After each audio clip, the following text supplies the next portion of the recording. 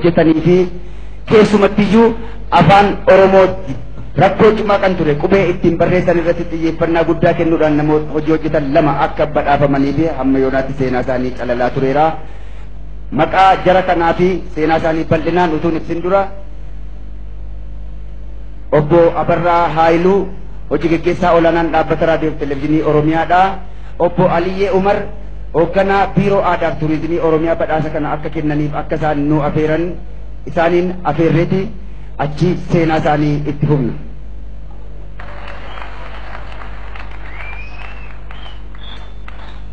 Aadaa, seenaa, duudhaa fi haala taa'umsa lafaaf qabeenya uumamaa Oromiyaa ogummaa fakkiitiin halluun miidhagsanii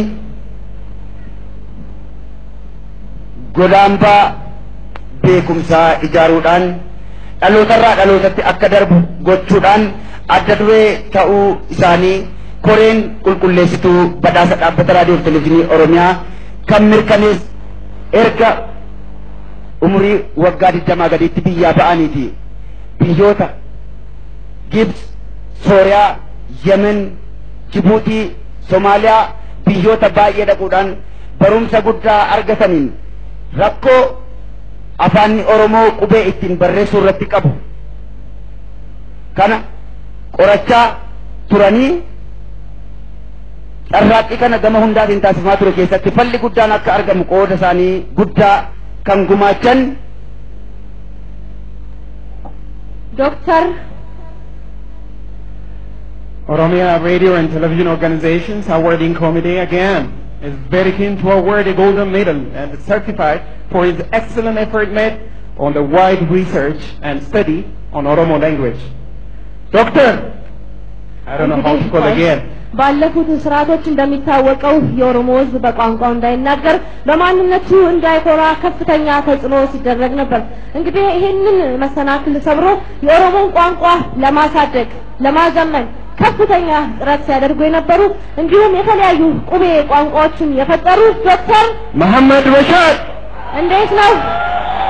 ከነዱዋንቲ ቁርአንስ አፋን ኦሮሞቲ ከሚሩ ዶክተር መሐመድ ረሻድ ኦኬጂን አፋኒፍ ሴና ቢዮታ አላቲ ዱፈኒ ቢያ ኢሳን ጆሞ ሰነ ቁቤ አፋን ኦሮሞቲ ተው ቆረቻ ቱረኒቲ ሆጂ ሳኒ አርገን ዶክተሩማ ከበጃ ከነኒ ፊዴመን ኢሳኑን አረሞራ ያንሳ መሐመድ ረሻድ አብዱሌ ቆዳ ከሰሊፍ አዳ ከሰሊፍ አካ አፋን ከሰሊፍ ቀምሳ ከንትረኒዳ ማሬ ሐምሌን It's not enough what you're giving to him now. በቃ ሳኒ ፍደቻ ጅሩ ሐምሌ ዳን ሙሲ መጣጋ በገገመተን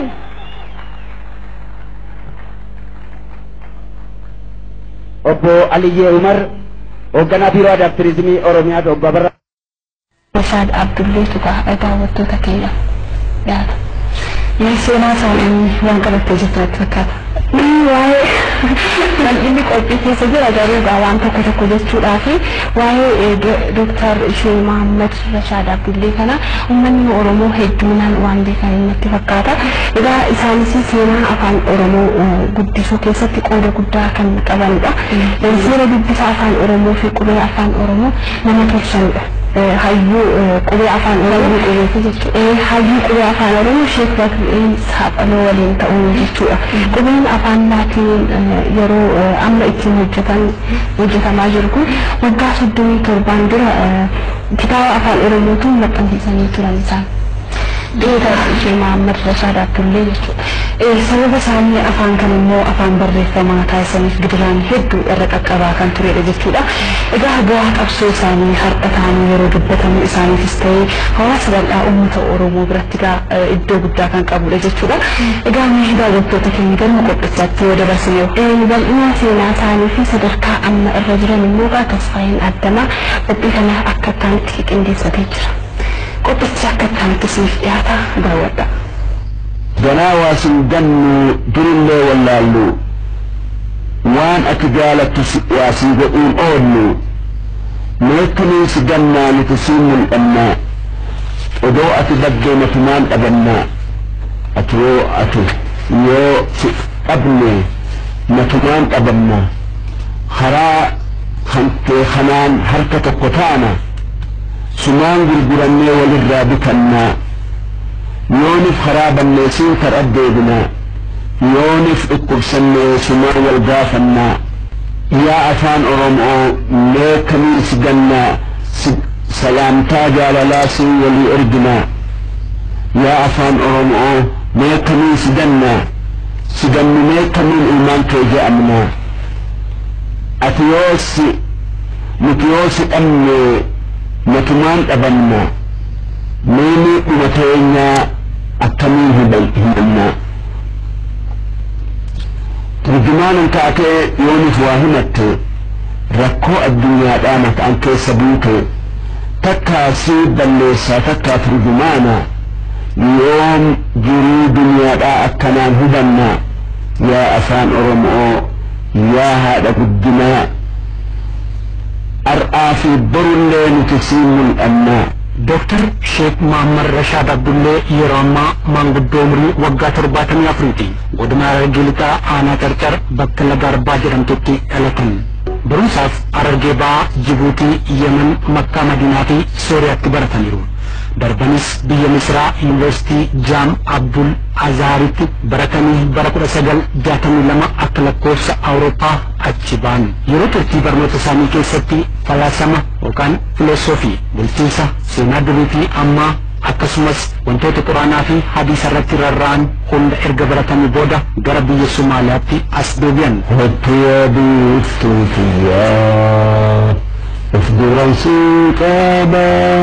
داوتيت يا سوما داو كمان بريت غلام وارث قلبان ندرام الأتا يا داو لندون ربنا كفت وانا كنفا نجوم محمد ومن لا جاهز قرآن سجل قرآن سجلنا من والرهد وربي الداد يجرى ما فانك سنت ربنا انقرأوا مي جالة إذا براتو لقوا جالة نوام برلو الأجوز أمينا الأجوز ساوانك والأه دكتور شيخ محمد رشاد مالف بيابان قاتل جرو سمو نموتا كيسنا نودندا yeroo biyyabaan umrii isaanii waggaa 20 gadi ture ijoollummaadhaan yeroo barumsaaf yookaan darasaa ta'anii biyya keessa deddeebi'an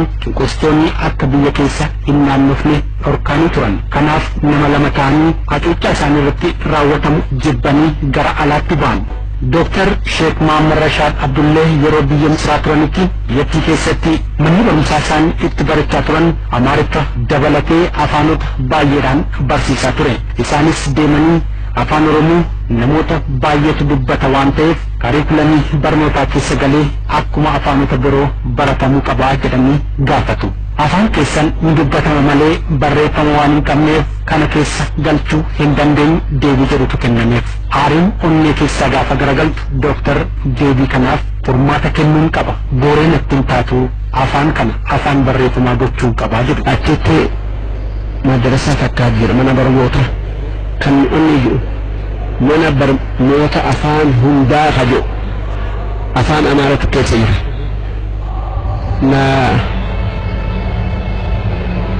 Afaan keenya kan afaan Oromoodha nu seensisaan jeen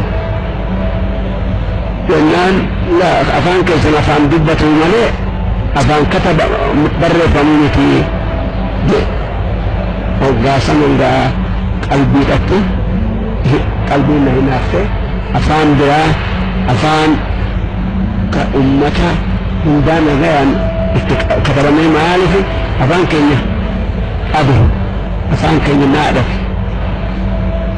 maaliif asitti qaraamuudhaaf achirraan barreessuu jalqabe. Kanarraa ka'uun qubee afaan Arabaatiin qubee afaan Oromoo tolchan magaalaa Azhaarii gara Somaaliyaatti dhufan. Dr. Sheikh Muhammad Rashad Abdullah gara Somaaliyaatti yoo dhufan warri Somaaliyaas qubee afaan Somaalee akka tolfamuuf barbaadu. Meeshaan afaan Arabaatiin qubee afaan Oromoo ittiin tolchan waan biyya Somaaliyaa keessa hin jirreef afaan Laatiiniitiin bara 1968 akka lakkoofsa warra Awurooppaa qubee afaan Oromoo tolchan. Kitaaba afaan Oromoo isa jalqabaa mata duree fura afaan Oromoo jedhuun maxxansiisan. ويا إمام أرمو دبيتو دقايا مقافي أفان هركة القطايا نمني أفان كيتي إني شنيتيتي فقطين غافة المالي وصفيتي وإسي وانتاتا إكافي قداني وليس ألا إيران وليس يالتني برانم تقلل سندران بيو إيران ما تنسلين لنها دقايا أكاسيت غان مركان سنوم ورما إسلامتي بخانية ولي خيسا قوراني خان درا مكا دراسي نغابك سني وفات دراسي نغابك سني جولن فهمالي وري برمو وري لمساني أتكي سجل قورة تنيتي فرا أفان أرموجو قورة تنين واني وفتا كتاب بني ساني دول أبوني دفنغا يعني زيادة تلقانيتي شيخ رشاد كتاب أفان أرمو جوشن خاتبوه جتي هندون ميهونو رماجو لقودي مقالا مقلش أوخيس والبيه هندون فرا أفان إنهم إغانا إغانا مرين دولة أكاست أما قانا أشكرنا إركي أكملت كتابنا نقاضي جيرسين وجرجين الأبدي وناو فشعفتين من خيسي ولا لنو فرا أفان أرمو جاء كتابنا جول لغا هاتاو أني جرجين جينا كتبت نمني أبام مكانسكي فنين أدير أساتي أدير جياف ميجا فتان جين ينام تجرجيره جانكير الرجل ظهر ريحان جرجيره جان كتابج بركل سجل ترباتني تربة أكل كوس أوروبا مقادشوتو متنسني ورموتني مقادشوتو سجراتن كوبيكنا يوبرتن كن كوبيكينيا جراني جالتشو جلن كتابجس درجودنالي حرجيتي بالتي إرجاني برغرامو اتفوفي يروسنا إثيوبيا في سوماليا جدو ورانا تطري كتاب أفان روموتين بريكمه كن نتنفمو كان دندو إيجام موتما سومالياتين وانتهت دكتور شيخ محمد رشاد عبد الله زياد بارين إيجام غافتن زياد باريس كوسو بريف مكان هلالين أكسمت متنسمي نموت أفان رومو دبتو دندان وندبر خادو جدو إيجام ورانا سوماليا في إثيوبيا جدو تجي كما جروف نموت حرجي جرى الصوماليات ميشا ورانا فرطورا قديما كتابتها أركو ولا كتابتها الربي قوة إيران هيبوتي جاتشنا قلاتيفي دبرتي دارت بشنجا ولين متارتي كيوتي سبتان مدي هرتي تابتوتو كرتورين نمي كتابتنا بريس أجي سمو قبا كتابتني كنس قوبمو قبو جب نمو نسون هاردان قوبتاني كنس قرمونتي نفرا أمو قبو جنتو قبي متاوفي بافتا كان جرتوري كتاب خلق كان أفان سواء أفان أرمو تنبيه وكذا يعني أبا أمة ما قلت أمة صومالي سنيبك أنا كتاب خلق نمر كتاب خلق برس مؤجف فتانو خن كتاب خلق بوبي جاء إذا زياد قافة اللولة أفان كن أفان أرمو أفان أمني بل أن تبتوه مالك جرجير لا ومان عبارة بأوتن زياد برين جرجيري أمر أخر ومان براجو مالك جرجير راجئ جنان نافسيته واللولة أمر وإذا نمي خطبه خنجارتين متأخر فرا أفان أرمو دير باسي ورّي جبها جبه يوجب بنس يوفق أن أفهم بلا مقابلة كذا أباسه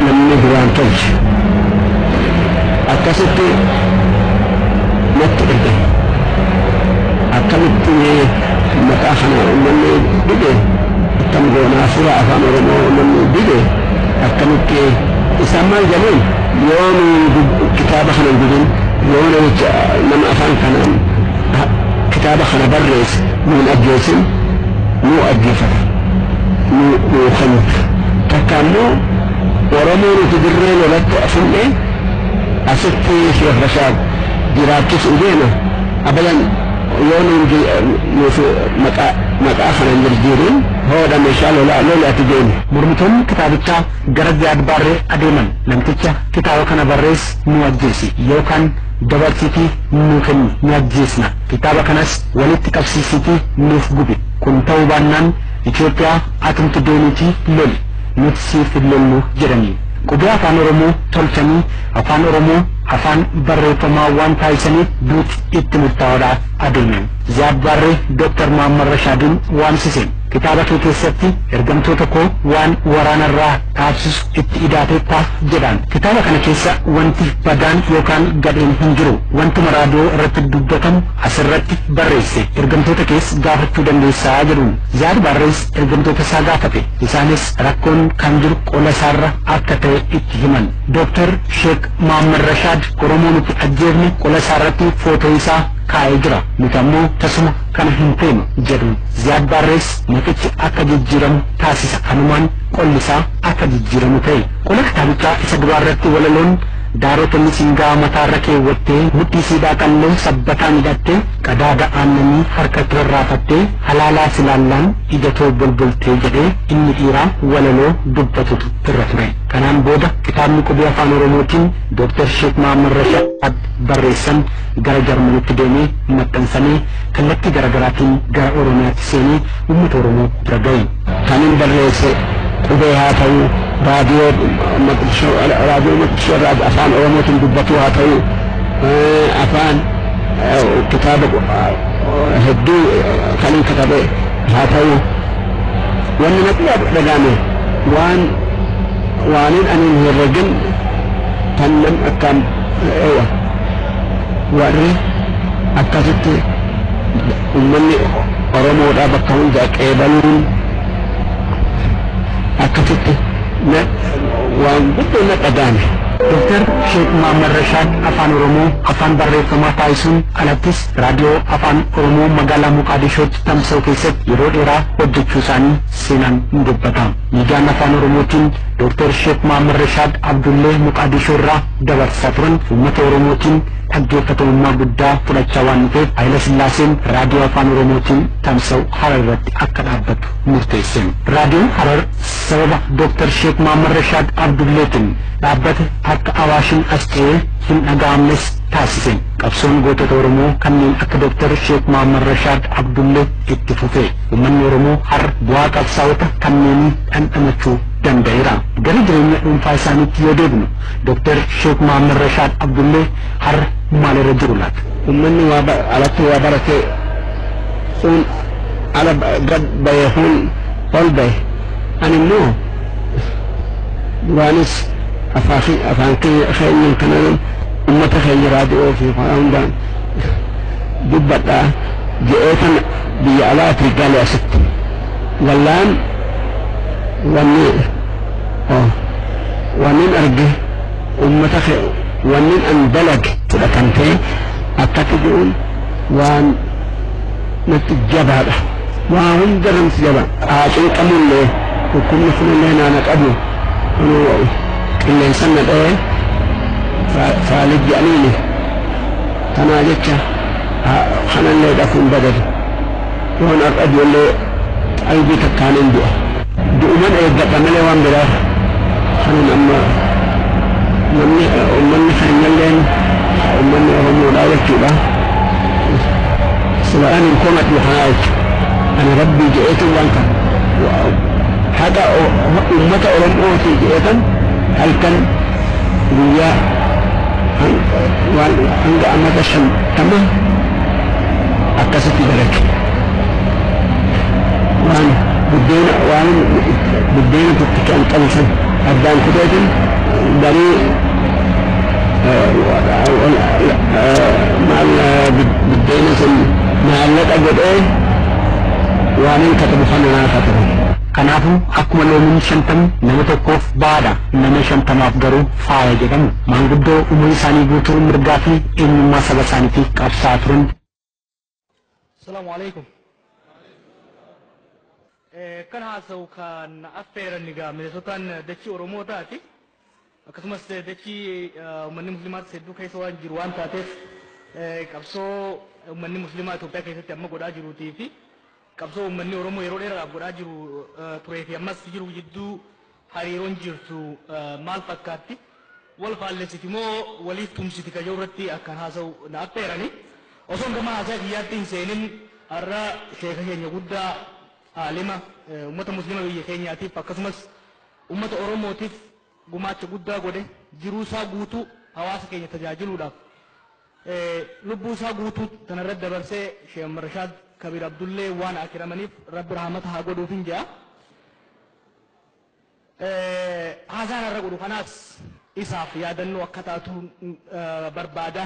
Sababni isaatis hayyoota dachiin sun biqilchite keessa amantii isaatis saba isaatis wal qixa ka tajaajile ka takkaa tokko tokkorra hin caalchisin lameeniifuu wareegama barbaachisu ka kafaleeti waan rabbiin isa beeksise ka uummata barsiise quraana har'a Oromoo keessatti bal'inaan babal'ate kana afaan Oromootiin ka hiike Sheekh Muhammad Rashaad qubeen har'a ittiin katabnee ittiin haasofnuuf ittiin wal barsiifnu tana Hailee Fidaatirraa fuudhee ka dadaran babal'isee sadarkaa har'a irra jirtu tanas geesse Sheekh Muhammad Rashaad. Kanaaf haasaa kana isaatiin akka yaadannoo taatuun barbaada. Dr. Sheekh Muhammad Rashaad silaa manni addunyaa mana keenyaa miti manni keenya dhugaa kan du'a boodaati duuti waa hin haftu hundumatti dhufti du'a rabbiin dhabne alimticha mufti du'a rabbiin dhabne alimticha mufti namni gaariin du'u hundaatu rifata garuu badaan du'u mee eenyuun millataa Sheekh Muhammad Rashaad tubaa ummataa waan hedduu nuuf godhe jazaansaa jannata waan hedduu nuuf godhe jazaansaa jannata duuti silaa hamtuu tokkorraan hanqattu gaarii fi hamaa addaan hin laallattu beekaa hayyuu kun aaliman jettu hunda ilma namaa abadirraan ooltu gaafa sheeka keenya dhuftee nurraa saamtu gaddaan nutti gale Oromoo hundattuu ifa keenyaa dhaame hallammeen ibsattu ifa keenyaa dhaame hallammeen ibsattu hoggaa inni du'ee addunyaarraa galee namuu bakka jiru hedduu if wallaale gaddinee obsuun ciniinnanne wanni goonin jiru du'a rabbiin dhabne waan inni hojjetee deeme biraa dhiisee meeqaatu baree ittiin wal barsiise karaadha nuuf ta'e kan ittiin bobbaanu yaadannoo guddaadha kan ittiin yaadannu sheeka keenya guddaa kan uumamaan hayyuu waa'ee saba keenyaaf kan dhimmamu guyyuu seenaa isaa himee fixuu hin dandayu xiqquman dubbadhaa namuu haa dhagayu xiqquman dubbadhaa namuu haa dhagayu kan inni dhalatee 1934tti abbaa isaa Kabiir Abdullee ilma Mummayyaati haati isaa Faaxumaa intala Shurraati bakki dhalootaa Oromiyaa Carcar keessatti laga Arbaati magaalaa Muummitti barnoota jalqabaa abbarraa baratee daran cimsachuudhaaf hayyama gaafatee beektoota barbaada achi tarkaanfate hayyoota jajjaboo heddurraas barate Sheekh Bakrii Saphaloo isaas dabalatee beekumsa jajjabaa achirraa horate barnoota biyyattii erga bakkaan gahee daran cimsachuudhaaf biyya alaa bahee hayyama gaafate abbaa bira gahee innis ni eebbise addaan bahuuf na'ee gaafa san jalqaba biyyarraa hambee gaafa san jalqaba biyyarraa hambee Yaman tarkaanfatuun Suudii dhaqee Lubnaaniif Masrittis garasumaan maqee yuunivarsiitii jalqabaa barachuuf qunname Alazahar keessattis akkaan jaalatame qabxii ol aanaa galmeessuun faarfame pirezidantii Masrii Jamaal Abdul Naasir irraa gaafas badhaafame qorannoo afaaniin PhD isaa UK'dhaan kenname gaafa afaan keenya dukkanatti qaban yeroo dubbatanii akkatti ilaalaman biyya Somaaliirraa raadiyoon dhawwaaqan qubee afaan Oromoo kitaabas maxxansan yoomuu hin dagannu waan isaan nuuf godhan rabbiin haa kafalu jazaasaa jannataan rabbiin haa kafalu jazaasaa jannataan waggaa meeqa guutuu itti ifaajanii afaan Oromootti quraana hiikanii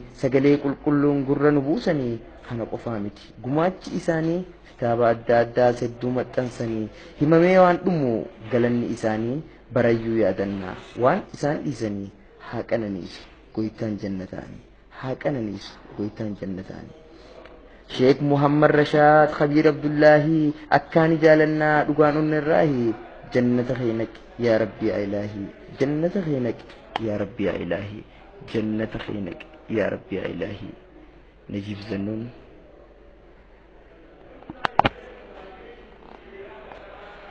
yaa afaan oromoo wannin sidhaammadhu yoonan du'ee dabree takkana yaadadhu yaa afaan gaalla'aa wannin sidhaammadhu yoonin du'ee dabree takkana yaadadhu. Sanyaleen uummanni oromoodhaa jechuudha. Isaan hin komadhu haa ana rabbii je'eetu waan kana haqa uummata oromootii je'eetan halkan guyyaa hanga amata 50 akkasitti dalagu. Waan buddeena tokkichaan qabu san addaan kuteetin dalii buddeena san maallaqa godhee waanin katabu kana naa katabu. Kanaafuu akkuma loomiin 50 nama tokkoof baadha nama 50maaf garuu faaya jedhamu manguddoo umurii isaanii guutuu mirgaa fi eenyummaa saba isaaniitiif qabsaa turan